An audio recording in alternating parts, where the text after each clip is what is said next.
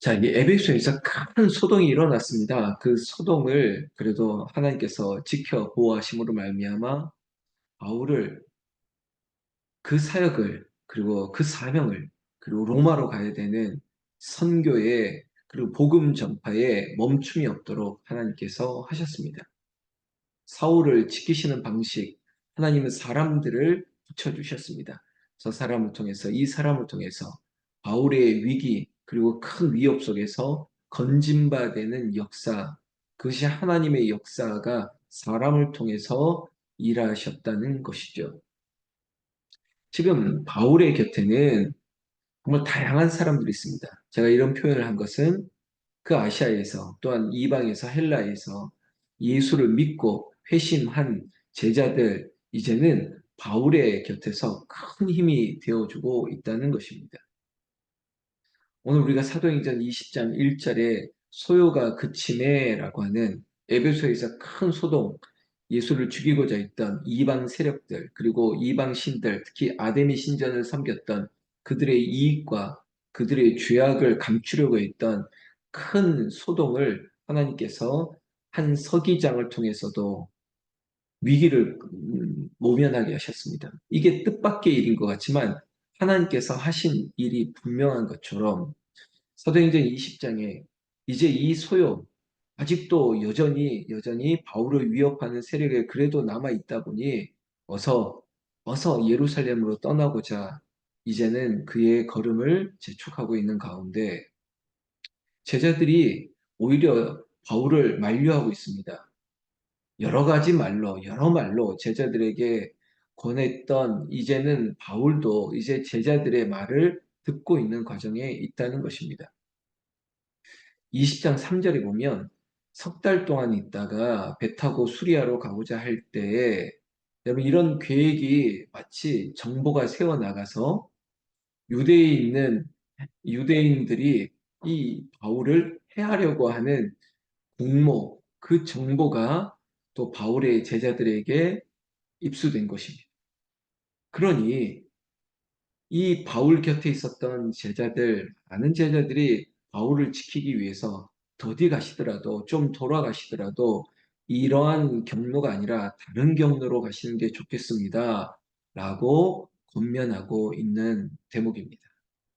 그때 바울이 곁에 있던 이렇게 도움을 줬던 사람들이 누구냐? 성경은 이렇게 밝히고 있습니다. 20장 4절에 우리가 낯선 이름이죠. 보십시오. 4절에 보면 아시아까지 함께 가는 자는 그러니까 바울과 함께 이 귀한 복음 전파의 사명을 하는 사람들이 누구냐? 그리고 바울을 지켜주는 사람이 누구냐라는 기록입니다. 베레아 사람 부로의 아들 소바더와 이렇게 시작했다. 그러니까 지금 이름을 생소하다고 하는 것은 모두 이방의 열매에 맺었던 사람들이라는 겁니다. 데살로니가 사람도 그리고 세군도와 더베 사람 가이오와 및 디모데 그리고 두기고 드로비모 제가 이렇게 언급하는 모든 사람들이 이방에서 열매 맺었던 그런 귀한 제자들이라는 거죠. 여러분 지금 선교의 사역이 그렇습니다. 선교를 통해서 우리가 알지 못했던 종족에서도 그 나라에서도 예수를 믿고 하나님의 사람으로 그리고 예수 그리스도의 제자로 오히려 그들을 통해서 복음이 또한 확산되고 있다는 거죠. 바울의 입장에서 얼마나 든든했겠습니까? 이렇게 나의 복음 전파로 말미암아 그리고 이제 예수 그리스도의 제자가 되었고 또 바울의 전도 사역에 큰 힘이 되어주고 있는 이 사람이 바울을 지켜주고 있습니다. 도와주고 있습니다. 그리고 바울 선생님이여 이 걸음 앞에 위험이 있으니 우리가 먼저 가서 당신을 기다리겠습니다. 이런 일들이 일어나고 있다는 것입니다. 그래서 5절에 보면 4절에 소개됐던 이 사람들이 먼저 가서 드로아에서 기다린다. 이러한 일들을 통해서 바울의 사역에 큰 힘이 되어주고 있다는 것입니다. 자, 그렇게 떠났던 드로아에서 7절 말씀해 보면 이제 그들이 바울과 만나면 무엇합니까? 7절 보시면 그 주간의 첫날에 그러니까 안식일이죠. 부활절이죠. 그러니까 부활을 기념하는 날이죠. 떡을 떼며 때려 하여 모였더니 바울이 이튿날 떠나고자 하여 그들에게 강론할세 말을 밤중까지 계속하매 바울이 아직 남은 사역이 있기 때문에 그날 밤새도록 예배하며 말씀 앞에 서로 교제하고 있는 그런 가운데 있다는 거죠. 정말 열심으로 사역했습니다. 그리고 그들의 기쁨은 함께 모여 예배하는 것이었습니다. 또한 하나님의 말씀을 듣는 거였죠. 이 은혜가 얼마나 충만하면 밤중까지 계속합니까? 그래 8절에 우리가 모인 윗다락에 등불을 많이 켰는데 밤새도록 주의 말씀을 듣고 싶은 사모함으로 말미암아 등불을 켜고 윗다락에서 불편한 곳임에도 불구하고 그들이 예배하고 있습니다. 여러분 왜 윗다락에 모였을까요? 그들을 위협하는 세력이 여전히 있기 때문에 그들이 숨어서 모여 있는 거죠.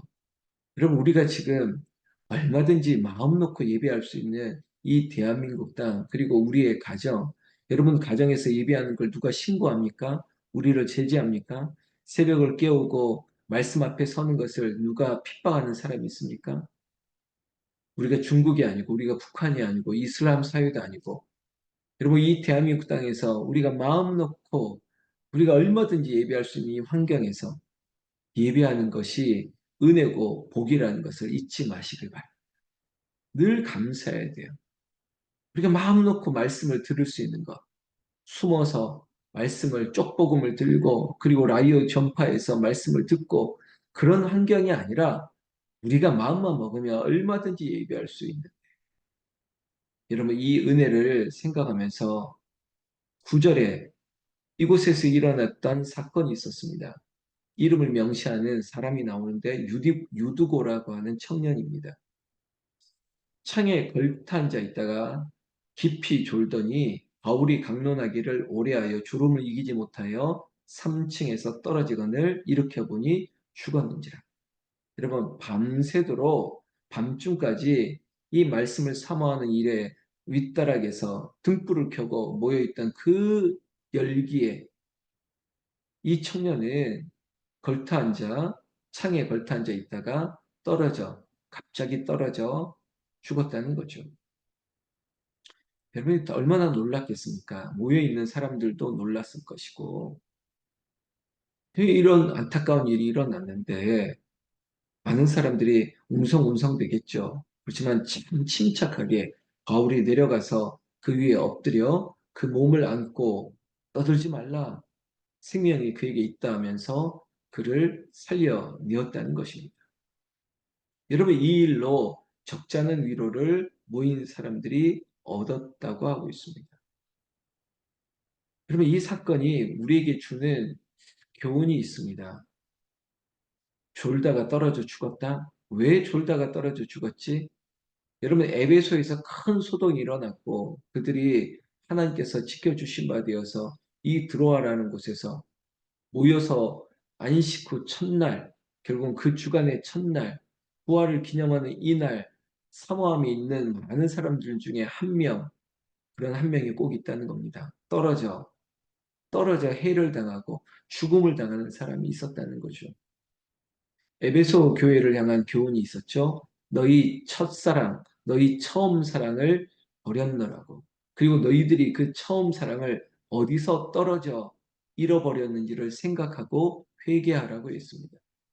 여러분 유두고라고 하는 청년, 그래, 그 졸릴 수 있습니다. 이 성경 본문을 그저 이렇게 적용하거나 교훈하면 안 되겠죠. 예배 시간에 졸지 마세요. 졸면 떨어져 죽습니다. 이렇게 말하는 것이 아니라 에베소에서 큰 소동이 일어나고 그럼에도 불구하고 하나님의 복음이 능력을 입고 성령의 은사가 나타나서 바울의 손수건 앞치마를 통해서도 죽은 자를 살려내고 병자를 살려냈는데 그 큰 은혜를 어느 순간에 잃어버릴 수 있다는 것입니다. 그 떨어뜨릴 수 있고 우리의 믿음을 우리의 사랑을 떨어뜨릴 수가 있는데 그 떨어뜨릴 수 있는 우리의 약함을 인정한다면 늘 깨어 기도해야 된다는 겁니다. 졸지 우리의 영이 우리의 믿음이 우리의 심령이 늘 깨어 있으라는 것이죠. 예수님은 부활의 능력이 계십니다. 우리가 불렀던 찬송가 161장에도 여러분 예수 부활했으니 그리고 부활하신 예수님, 우리의 능력이 되시고 우리의 인생 가운데 모든 것을 일으켜 살려내실 수 있는 분, 그분이 예수님이십니다. 우리가 예수님의 이름으로 기도하고 예수님을 생각하면서 말씀 앞에 겸손히 설 때 우리에게는 죽은 것도 살아나는 역사가 그 당연한 것이고 그 일로 말미암아 우리의 삶에 위로가 있고 우리에게 힘을 하나님께서 주시는 것입니다. 여러분, 왜 우리를 살려내시고 우리를 왜 지켜주시고 왜 우리를 보호하십니까? 왜 나를 여전히 이 새벽에도 깨우시고 말씀 앞에 우리가 서게 하셨습니까? 아직 우리는 남은 사명이 있기 때문입니다. 우리가 감당해야 할 사역이 있기 때문입니다. 여전히 아직도 남아있는 일이 있다고요.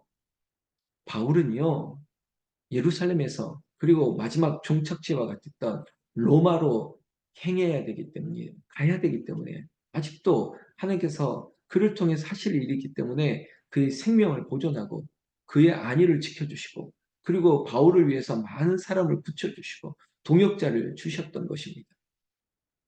여러분 13절 보면 또 이동하고 있는 바울의 모습을 보고 있습니다.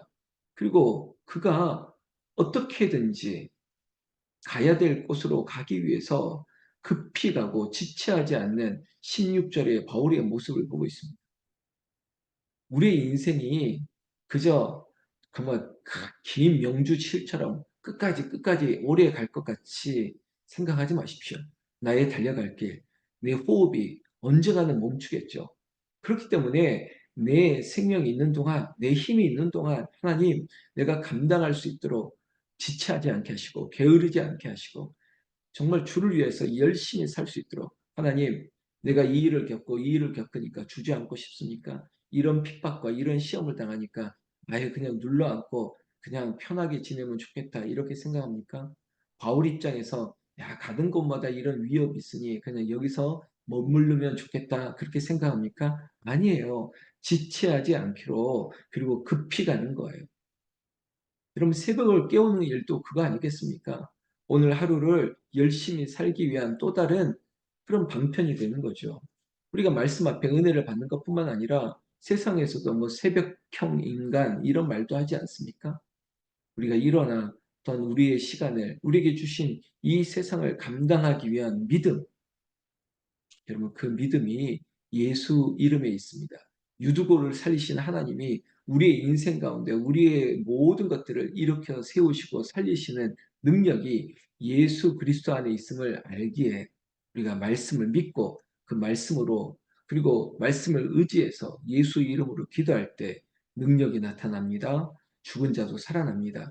우리의 인생 가운데 답답한 문제, 어려운 문제 말씀을 의지하고 우리가 깨어나고 일어나고 살려내는 하나님의 말씀 앞에 우리가 기도하는 오늘 한 달 되시기를 나는 우리 주 예수님의 이름으로 축원합니다.